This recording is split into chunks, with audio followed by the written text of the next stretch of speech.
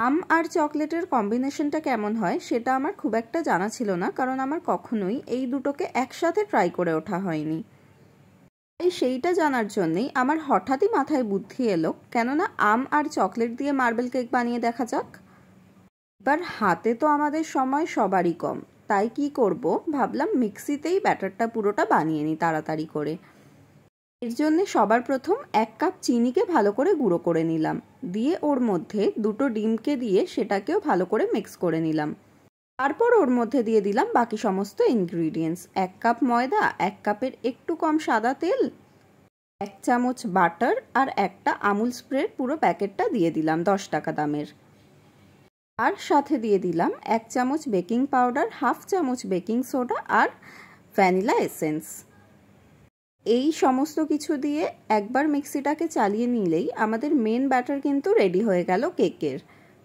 এবার এর থেকে অর্ধেকের কিছুটা কম অংশ একটা বাটিতে তুলে নিলাম, তারপর ওর মধ্যে মিক্স করে দিলাম 1 চামচ মতো কোকো পাউডার।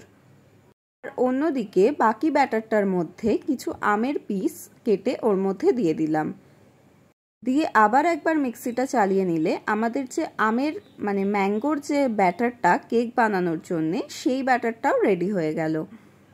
এরপর আগে থেকে গ্রিস করে রেখেছিলাম আমি একটা বাটি ময়দা আর তেল দিয়ে, এর মধ্যে 1 চামচের একটু বেশি ম্যাঙ্গোর ব্যাটার আর 1 চামচের একটু কম চকলেটের ব্যাটার দিয়ে আমি এই পদ্ধতিতেই পুরো যে প্রসিডিওরটা করলাম।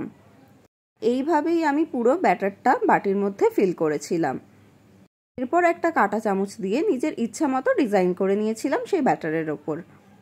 তারপর ব্যাস একটা প্যানের মধ্যে নুন গরম করতে দিয়ে দিয়েছিলাম 5 মিনিটের মতো। ওই নুনের ওপরই বাটিটা বসিয়ে দিলাম আর ইন্ডাকশনকে একদম স্লোতে করে রেখেছিলাম, আর আমি বেক করেছিলাম মোটামুটি ওই 40 মিনিট মতো।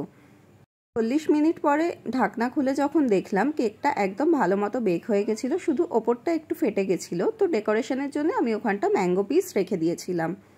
আর এইখানে দেখো আমি তোমাদেরকে কেটে দেখাচ্ছি কেকটা ঠিক কতটা নরম হয়েছে, আর বিশ্বাস করো কেকটা খেতে জাস্ট দারুণ হয়েছিল।